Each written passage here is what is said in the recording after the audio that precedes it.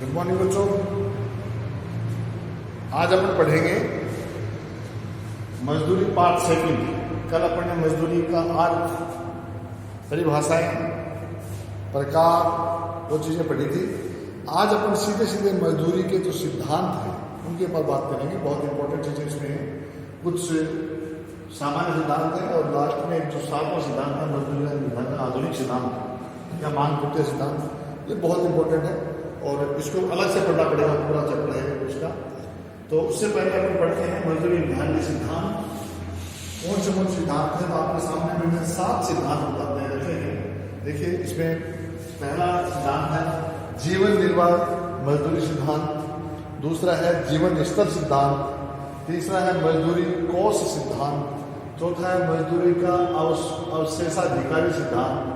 पांचवा है मजदूरी का सीमांत उत्पादकता सिद्धांत और छठा है मजदूरी का बटाई सीमांत उत्पादकता सिद्धांत और सातवां आधुनिक सिद्धांत या मांग पूर्ति सिद्धांत। तो सबसे पहले अपन चर्चा करते हैं जीवन निर्वाह मजदूरी सिद्धांत। जीवन निर्वाह है, इसके शाब्दिक अर्थ में जाइए, यानी मजदूरी ऐसी मिले जिससे एक श्रमिक के जीवन का निर्वाह हो सके, यानी उसका जीवन निर्वाह आसानी से हो जाए।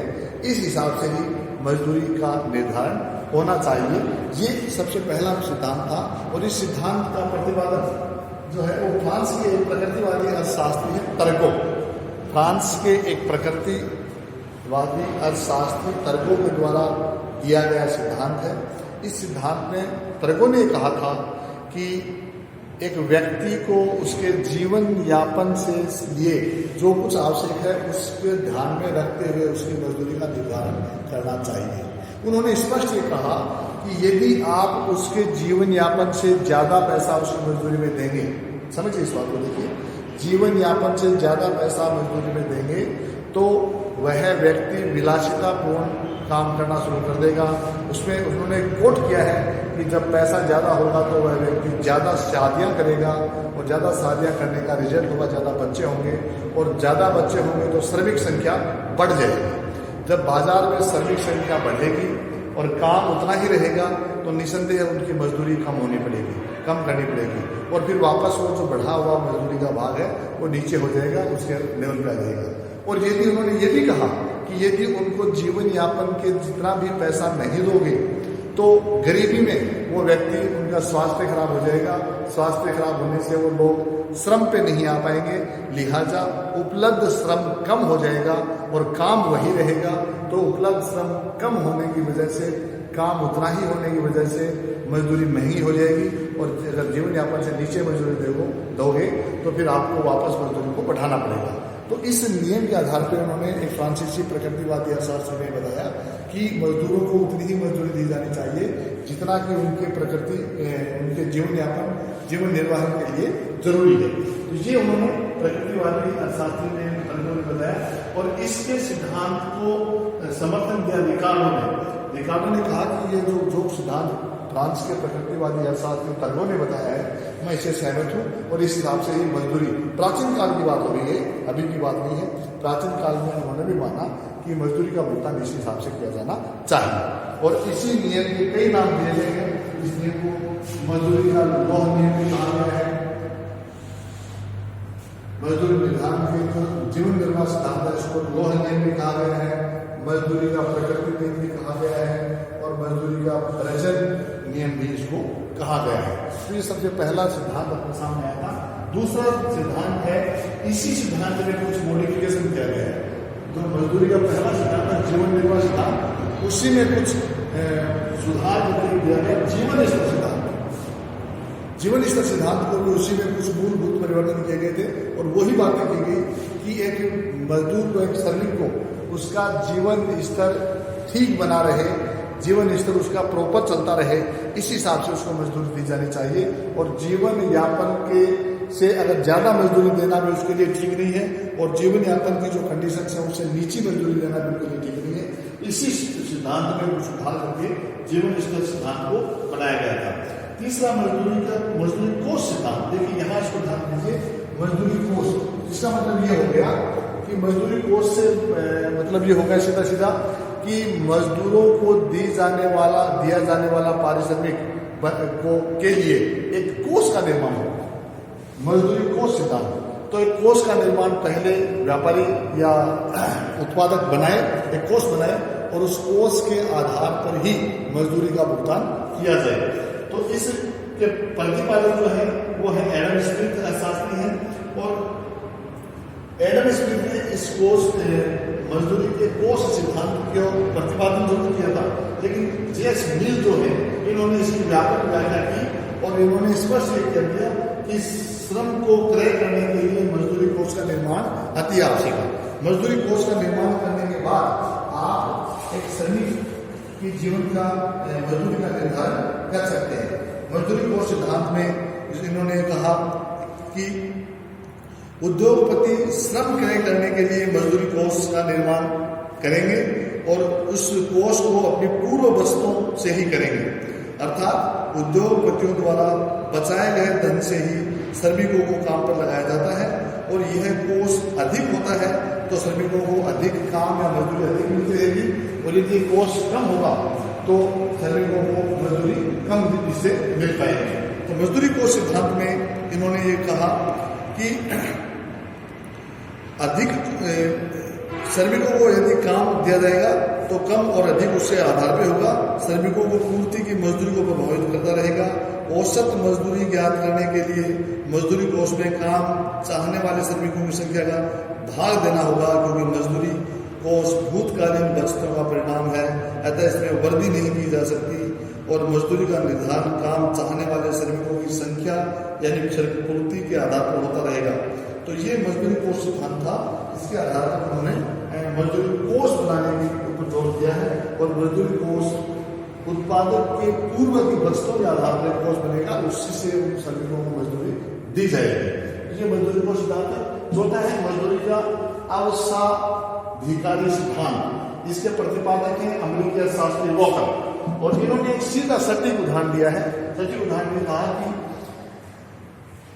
मजदूरी का निर्धारण कैसे हो, तो उन्होंने स्पष्ट कहा कि उत्पादन से जो कुछ भी हमें आय प्राप्त होगी, यानी जो भी उत्पादन को बेचने से हमें पैसा मिलेगा, उस पैसे में से उस उत्पादन को तैयार करने में होने वाला अन्य खर्च, जो भी अन्य खर्च होगा, अन्य खर्च क्या हो सकते हैं, लगान, ब्याज, लाभ, ये सब चीजें आप उसमें से निकाल दीजिए।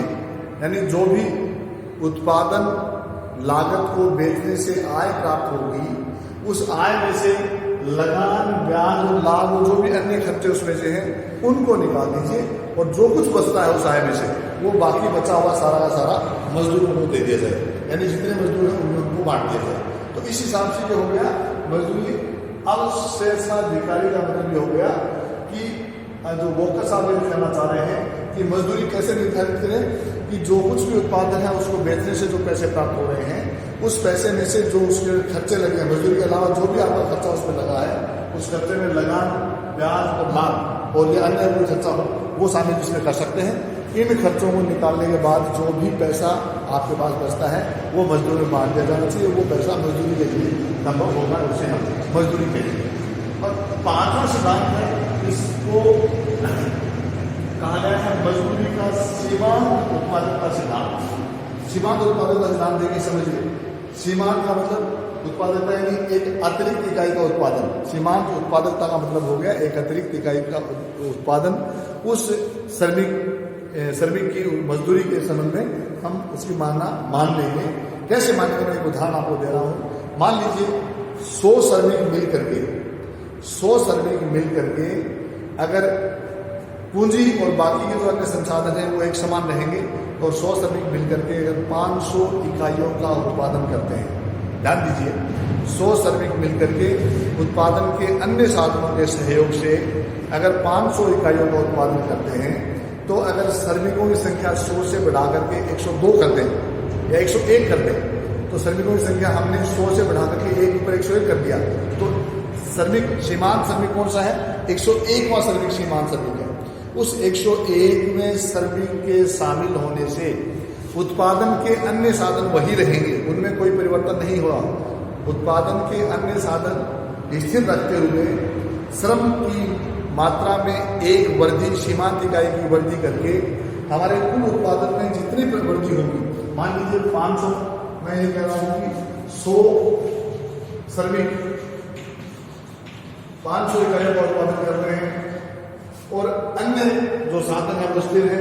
अब 101 श्रमिक मिलकर के अगर 502 इकाइयों का उत्पादन करने लग जाते हैं अन्य साधनों के स्थिर रहने पर, तो इन 2 इकाइयों को, इन 2 सीमांत इकाइयां 2 हो गई, इन 2 इकाइयों को बेचने से जितने पैसे हमें मिलेंगे वो सीमांत मजदूरी हो जाएगी। इन 2 इकाइयों को बेचने से मान लीजिए एक इकाई की कीमत 20 रुपये है, तो एक इकाई की कीमत 20 रुपये, 2 इकाई बेचने से 40 रुपये मिलेंगे। 20 गुणा 2 बराबर 40 रुपये मिलते हैं। तो हमें मान लेंगे कि सीमांत मजदूरी, सीमांत उत्पादन का सिद्धांत ये कह रहा है कि एक अतिरिक्त श्रमिक को जो मजदूरी दी जाएगी वो 40 रुपये होगी और उतनी ही मजदूरी हम प्रत्येक सदस्य को हम देते रहेंगे। तो ये है मजदूरी का सीमांत उत्पादन का सिद्धांत। अगला सिद्धांत जो है मजदूरी का बटाई सीमांत उत्पादन का सिद्धांत, ये इसी में कुछ और ऐड किया गया है। ये अमेरिकन अर्थशास्त्री प्रोफेसर टार्जिन ने इस सिद्धांत का प्रतिपादन किया। इन्होंने क्या बताया है कि ये तो सीमांत उत्पादन का सिद्धांत है, इसमें क्या उन्होंने परिवर्तन किया है। इन्होंने कहा कि मजदूरी का भुगतान यहाँ क्या आ रहा है कि जो अतिरिक्त इकाइयों को बेचेंगे उससे क्या मिलता है उसके बराबर हम मजदूरी मान लेंगे। ये कह रहे हैं अमेरिकन अर्थशास्त्री टार्जिन कह रहे हैं कि आपको मजदूरी का भुगतान पहले करना है, यानी आपका उत्पादन हो जाएगा, उत्पादन होने के बाद में आप उसका बाजार में बेचने जाएंगे।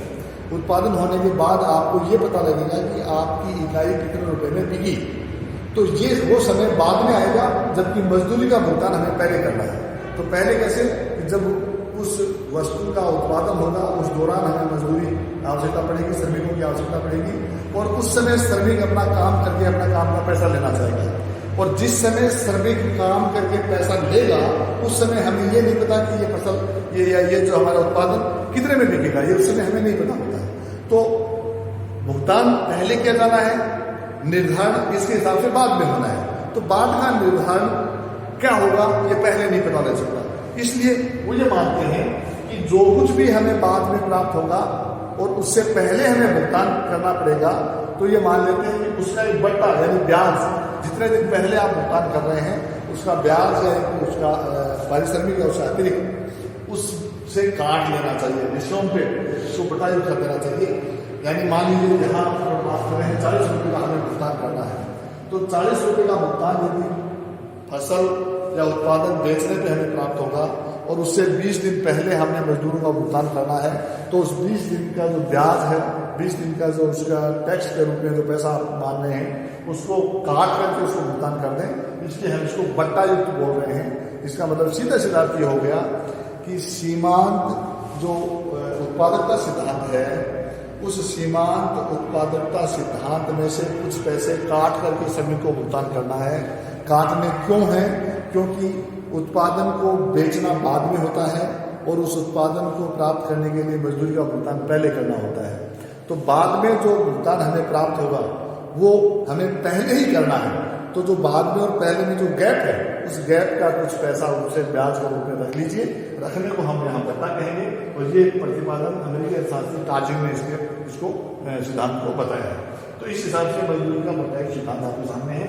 सातवां सिद्धांत जो बहुत इंपॉर्टेंट और आजकल एग्जाम के हिसाब से बहुत इंपॉर्टेंट है वो है मजदूरी निर्धारण का आधुनिक सिद्धांत या मजदूरी का मांग और पूर्ति सिद्धांत। ये पूरा चैप्टर है, इसको अपन अगले टॉपिक में पढ़ेंगे, इसमें तो काफी समय लगेगा। तो इस सिद्धांत के लिए बहुत ही इंपॉर्टेंट आधुनिक सिद्धांत है। बाकी के सिद्धांत को मैं आपके सामने फिर रिपीट कर देता हूँ। जीवन निर्वाह यानी इसके फ्रांसीसी अर्थशास्त्री हैं तर्को, इन्होंने इसको प्रतिपादन किया है, अधिकारों ने इसका समर्थन किया है।